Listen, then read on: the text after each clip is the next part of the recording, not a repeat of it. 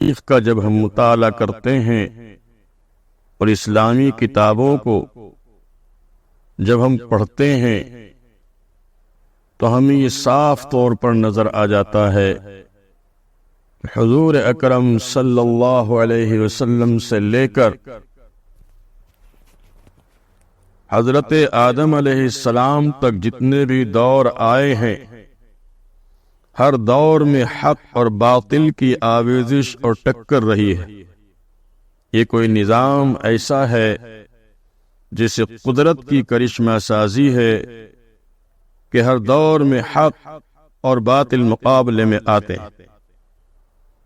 وہ ایک الگ بات ہے کہ حق بے سر و سامانی کے عالم میں آتا ہے اور باطل سرکشی، تکبر، انانیت، استکبار، شوکت و حشمت، جاہ و ثروت اور طاقت لے کر نمودار ہوتا ہے۔ لیکن جب ہم تاریخ کے اوراق پلٹتے ہیں اور دیکھتے ہیں تو ہمیں صاف نظر آتا ہے بے سر و سامانی کے عالم میں نمایاں ہونے والے حق کو ہمیشہ اللہ نے غلبہ عطا فرمایا ہے۔ حق اور باطل کی ٹکر روز اول سے رہی ہے اور تاریخ کے طالب علم کو معلوم ہونا چاہیے کہ تاریخ ہی فیصلہ کر کے بتاتی ہے کہ اس دور کا حق کون ہے اور اس دور کا باطل کون ہے۔ اگر ہم نظر غائب سے ان چیزوں کا مطالعہ کریں، اسٹڈی کریں، تو ہمیں معلوم ہوگا کہ حق کس طرح آیا اور باطل کس طرح آیا۔ آپ ذرا اپنے ذہنوں کو 1400 سال کی تاریخ کے پیچھے لے جائیے تو آپ کو معلوم ہوگا کہ باطل نمرود کے لباس میں آیا تو حق ابراہیم علیہ السلام کی بے سر و سامانی کے عالم میں آیا۔ باطل فرعون کی شکل میں آیا تو حق موسیٰ کی شکل میں آیا۔ باطل بنی اسرائیل کے خوخاروں کی شکل میں آیا تو حق عیسیٰ کی شکل میں آیا۔ باطل قیصر و کسریٰ کی شکل میں آیا تو حق محمد الرسول اللہ صلی اللہ علیہ وسلم کی شکل میں آیا۔ باطل حجاج بن یوسف کی شکل میں آیا تو حق عبداللہ بن زبیر کی شکل میں آیا۔ باطل خلیفہ منصور کی شکل میں آیا تو حق امام ابو حنیفہ کی شکل میں آیا۔ باطل معتصم باللہ کی شکل میں آیا تو حق امام احمد بن حنبل کی شکل میں آیا۔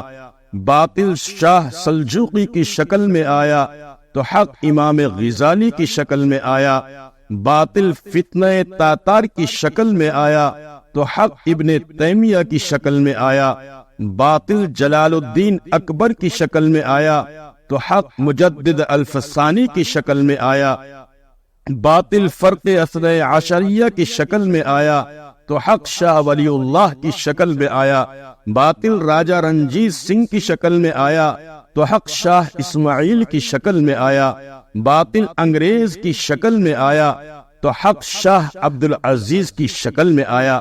اور موجودہ دور میں اگر ہم کہیں کہ باطل موہن بھاگوت کی شکل میں آیا تو حق حضرت مولانا سید ارشد مدنی کی شکل میں آیا، اور کہوں تو یہ کہوں کہ باطل فتنوں کی شکل میں آیا تو حق علماء دیوبند کی شکل میں آیا۔ عزیزان گرامی، ہر دور میں حق اور باطل کی آویزش اور ٹکر رہی ہے۔ ہم نے بہت چیزیں دیکھی، بڑے حالات سنے، لیکن تاریخ کے طالب علم کو معلوم ہو جاتا ہے کہ حق والے لوگ کون ہیں اور کس طرح ہر دور میں انہوں نے اسلام کے لیے کام کیا ہے۔ ہمیں اس بات پر فخر ہے کہ جس طرح سورج آسمانوں پر روزانہ روشن ہوتا ہے، اسی طرح ہمیں یقین ہے کہ صحیح معنی میں اہل سنت والجماعت اور حق پر قائم آج جو دنیا میں جماعت ہے وہ علماء دیوبند کی جماعت ہے۔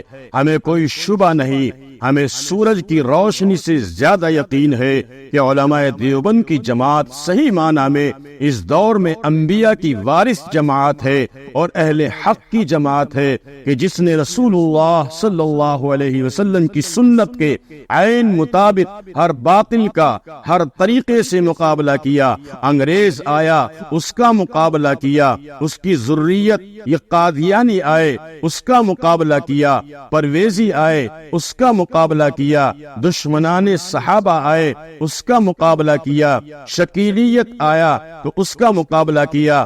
بہرحال باطل جس لباس میں بھی آیا، دیوبند کا پرچم اسی لباس میں آ کر اور اپنا حق کی آواز کو بلند کیا۔ اسی کو شورش کاشمیری کہتے ہیں، اس میں نہیں کلام کے دیوبند کا وجود، ہندوستان کے سر پہ ہے احسان مصطفیٰ، تا حشر اس پر رحمت پروردگار ہو، پیدا کیے ہیں جس نے فدایان مصطفیٰ۔